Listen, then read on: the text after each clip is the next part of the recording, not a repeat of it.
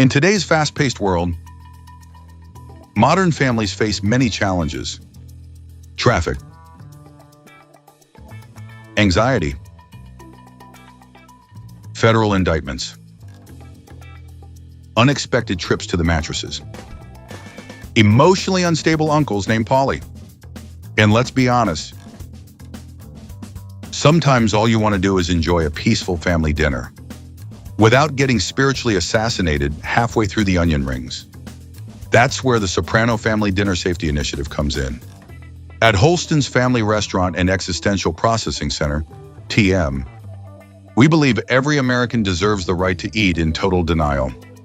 That's why our trained staff now offers suspicious members only jacket detection, advanced bathroom surveillance protocols, emergency parallel parking counseling, onion ring threat assessment teams, and our brand new Don't Stop Believin' emotional support program, because nothing says safe family environment like Journey playing while everybody quietly scans the room for a hitman. Studies show that 98% of organized crime-related dinner incidents begin with one of the following: relax, it's over. He's probably harmless. Let's just have dinner. Or the devastating phrase, what's the worst that could happen?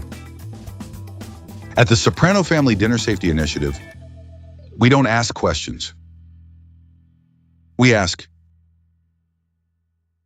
who's already in the bathroom? The Soprano Family Dinner Safety Initiative is not responsible for betrayal, panic attacks, federal surveillance, barber scissor symbolism, unresolved mommy issues, New York power struggles, dream sequences, panic-induced fainting, onion ring-related trauma, or sudden cuts to black. If your consigliere begins staring at you in complete silence for over 4 seconds, please consult your local priest immediately. Now remember, in North Jersey, family dinner isn't over until everybody makes it home alive. Pizza vs. Studios. We don't rewrite history. We excavate it.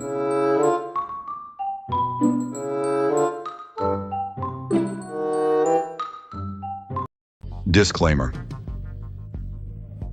The following program is intended for educational, analytical, cinematic, psychological,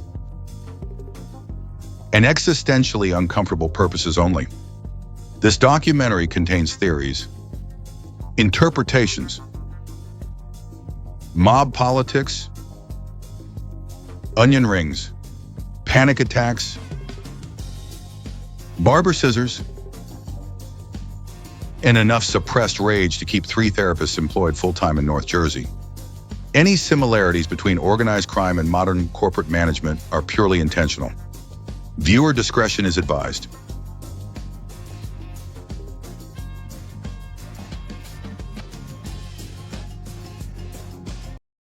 The Man Who Replaced Tony Soprano, a Pizzaverse Studios documentary, a Palermo Productions original, written by Bambi Palermo, narrated by Vincent DiPrio. For years, people argued about who killed Tony Soprano. Was it the guy in the members-only jacket? Was it New York? Was it revenge? Was it punishment? Was the cut too black symbolic? Did Tony die? Did he live? Did David Chase just decide to psychologically mug the audience in broad daylight? But maybe everybody's been looking at the wrong thing. Because the real question isn't who pulled the trigger. The real question is, who stopped protecting Tony Soprano? That's the hidden tragedy underneath the finale. By the end of The Sopranos, Tony doesn't lose because an enemy outsmarts him. He loses because the system holding him together quietly collapses from the inside. The loyalty is gone. The structure is rotting. The fear isn't working anymore. And standing in the middle of all of it is a man most viewers never suspect. Paulie Walnuts. The loudest guy in the room. The superstitious old-school gangster obsessed with omens, ghosts, traditions, and survival. A man who spent 6 seasons acting like comic relief while quietly outliving almost everybody around him. That's the trick. The Sopranos constantly tells you the survivors are never the strongest people. They're the people who adapt early enough to avoid getting buried with the old world. And by season 6, Paulie may already understand something Tony doesn't. The reign is over. Today, we're breaking down the quiet betrayal hiding underneath the final season of The Sopranos, the subtle clues, the psychological warfare, the barber scissors, the dreams, the silence, and the possibility that Tony Soprano was politically replaced long before he ever sat down inside Holston's diner. Because in the world of organized crime, the deadliest hits are usually approved long before the shooter arrives. And sometimes the man smiling next to you already knows how your story ends. For 6 seasons, Tony Soprano survived everything. Enemies, prison threats, federal investigations, and a war with New York. Then one night, he sits down in a quiet diner with his family. No warning. No final words. Which means the most important decision, the one that actually ended Tony Soprano, happened somewhere else. Earlier. In silence. When someone close to him decided his time was up. That ending was never really about the shooter. It was about the system around Tony slowly turning against him. By season 6, the real danger isn't New York. It's the quiet erosion of loyalty inside his own house. And nobody reflects that shift more clearly than Paulie Walnuts. I know. Paulie seems like the last person you'd point to. He's old school, superstitious, loyal to tradition the way most people are loyal to religion. He'd been there from the beginning. He survived every crisis and every purge. If anything, Paulie represents the one constant in Tony's world. But here's what the show keeps telling you across years of small moments. The best survivors in organized crime aren't the most loyal. They're the ones who recognize when loyalty becomes a death sentence. By season 6, something between them is quietly broken. Tony suspects Paulie of leaking information to New York. And during their trip to Florida in Remember When, he stands behind him with a knife within reach, seriously weighing whether to kill him. He pulls back, but Paulie doesn't know that. All Paulie sees is a boss who considered it. And in mob logic, once that thought exists in a man like Tony, it doesn't disappear. It waits. From that point forward, Paulie is operating with one specific piece of knowledge. His boss has already imagined his death. Meanwhile, his position inside the family is slipping. He was underboss in season 2. By the final season, that title belongs to Bobby Bacala. Nobody explains it. Nobody acknowledges it. It just happens. That kind of invisible demotion tells a man everything he needs to know about his future. And then there's New York. Throughout the series, Paulie maintains a strangely warm relationship across the river, particularly with Johnny Sack. When the final war breaks out and New York marks its targets, Tony is on the list. Silvio is on the list. Bobby is on the list. Paulie's name never comes up. In a conflict this serious, that omission is almost impossible to explain away. Either New York didn't see him as a threat, or they'd already decided he was someone worth keeping around once things settled.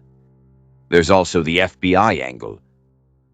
Paulie sees Tony meeting with a federal agent. Tony isn't cooperating, but Paulie has no way of knowing that. What he sees is his boss alone, talking to the feds. He watched that exact scenario play out before. He knows how it ends. So now the math becomes simple and brutal. If Tony stays in power, Paulie's future is short. If Tony disappears, the war ends.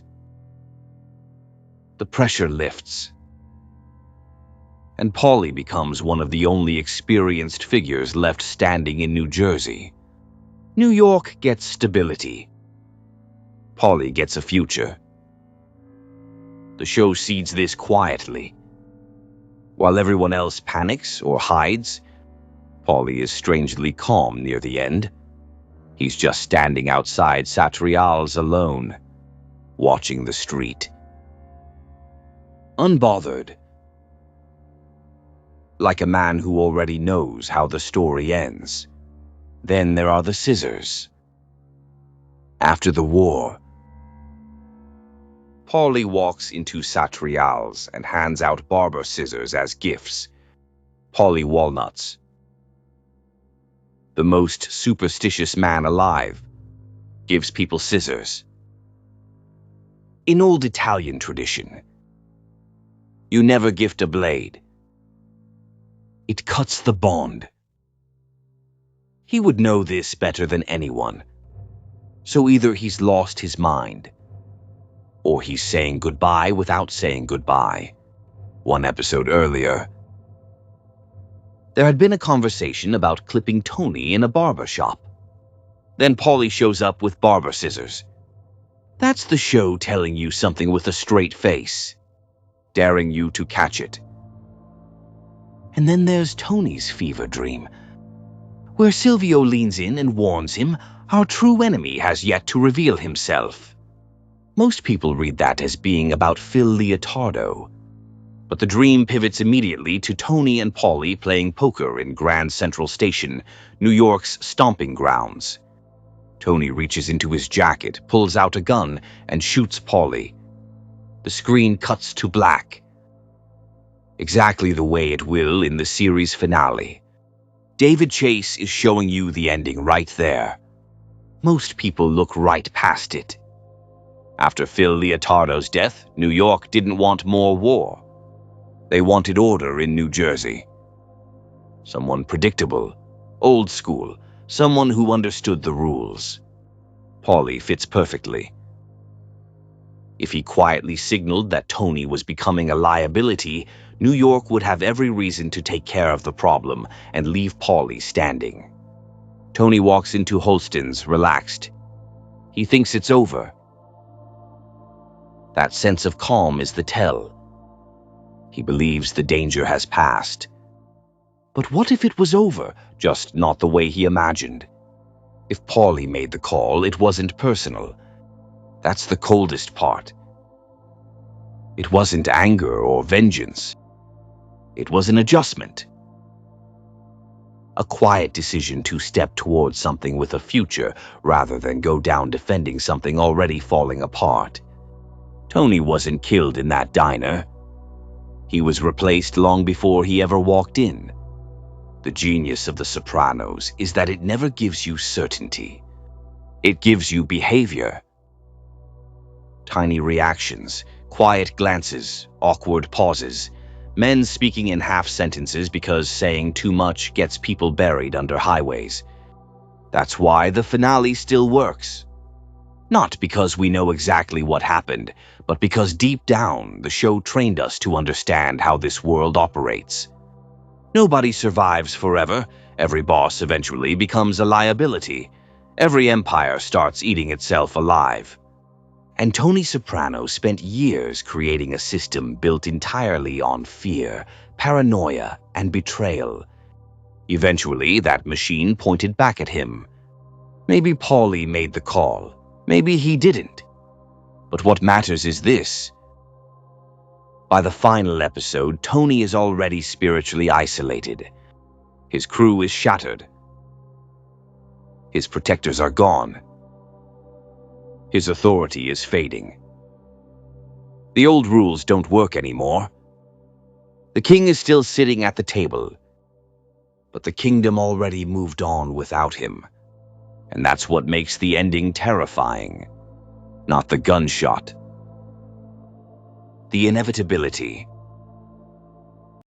If you enjoyed this deep dive into The Sopranos, mob psychology, organized crime mythology, and the beautiful art of paranoid Italian men staring at each other in silence for 45 minutes straight, make sure you subscribe to the Pizzaverse. Because around here, we don't rewrite history. We excavate it. From mafia empires to Hollywood corruption, forgotten legends, internet scumbags, psychological breakdowns, fairy tales that secretly traumatized entire civilizations, and the criminal anthropology hiding underneath pop culture. The Pizzaverse digs into the stuff everybody else walks past. Hit the like button, leave a comment, and tell us your theory. Did Paulie betray Tony? Or did Tony's own system destroy him long before Holston's?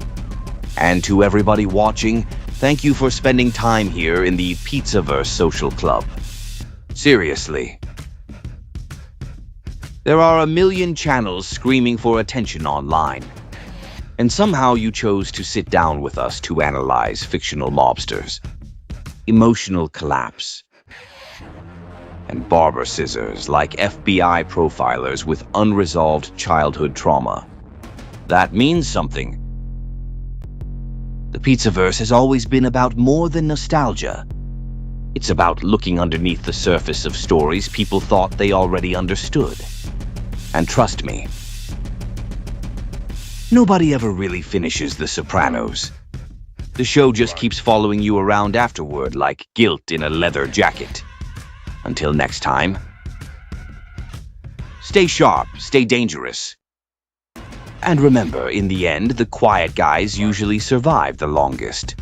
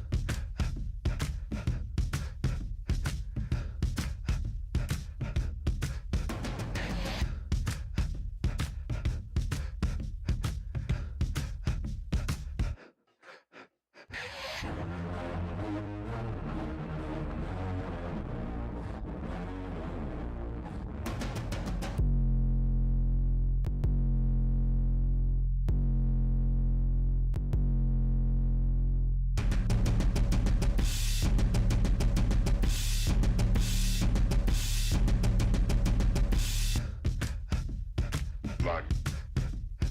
Black.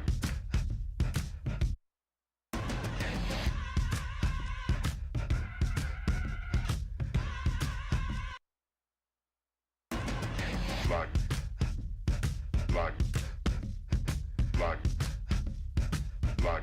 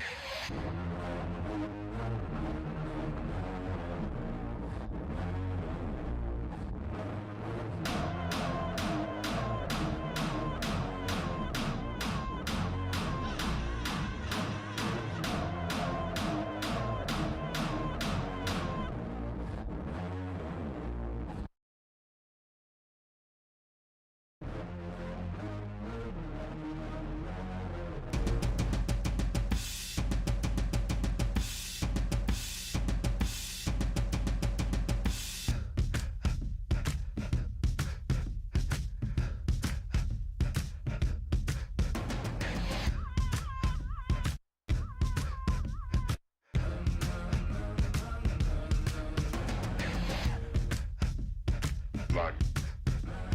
Black.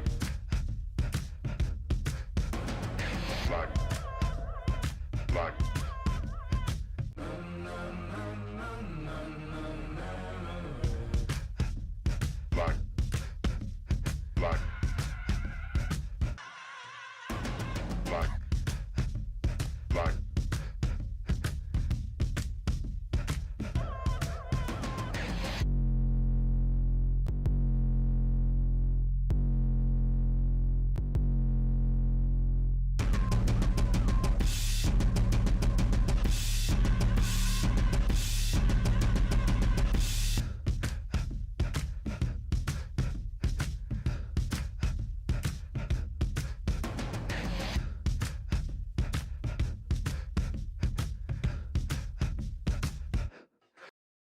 It's 2:37 in the morning.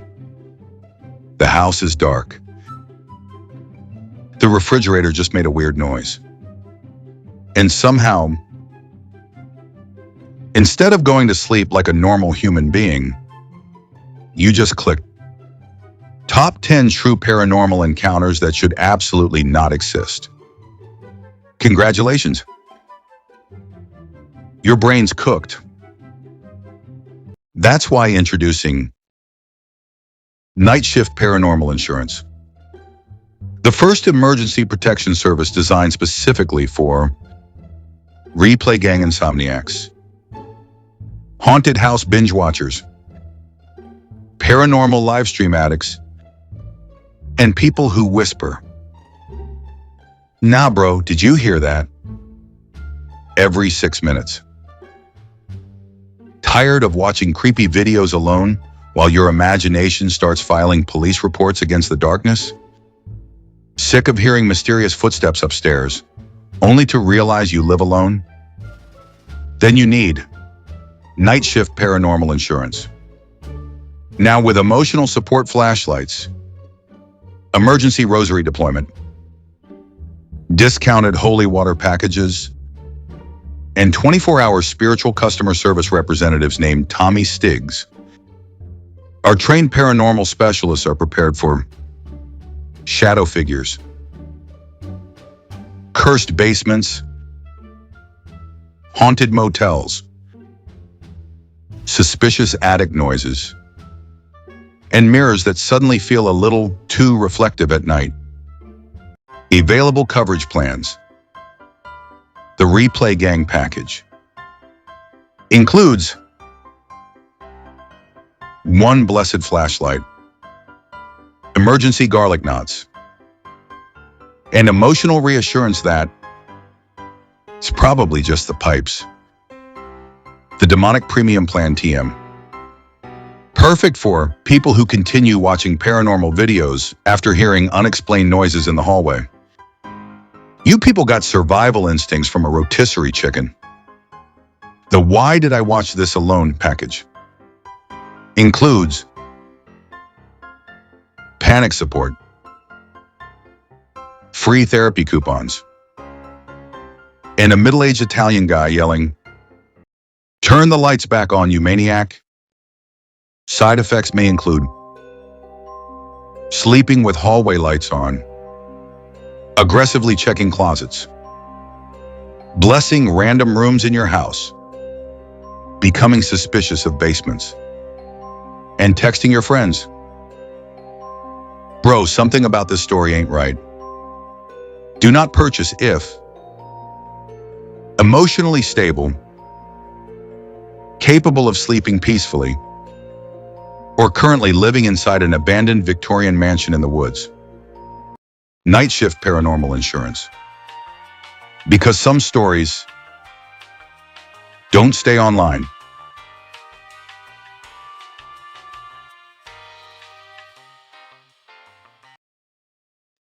You know what I mean? He's gonna get a Southern style ass kicking.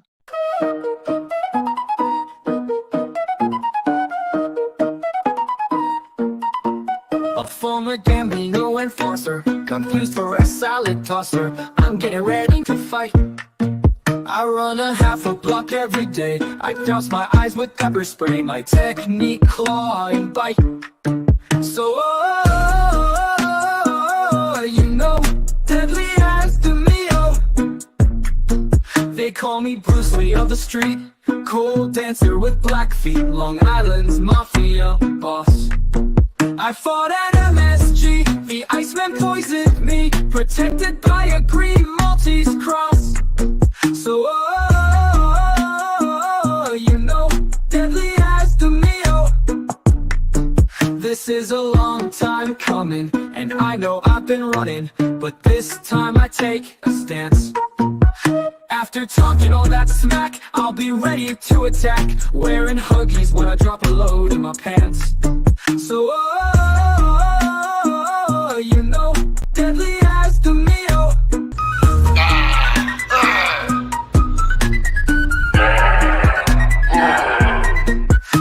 That's real muscle, cocksucker. That's real muscle. That's muscle that's been there fucking 40 years. You know, deadly as the Mio. For offense, I lack precision. Defense is field position. Can't knock my teeth out cause it's all gum.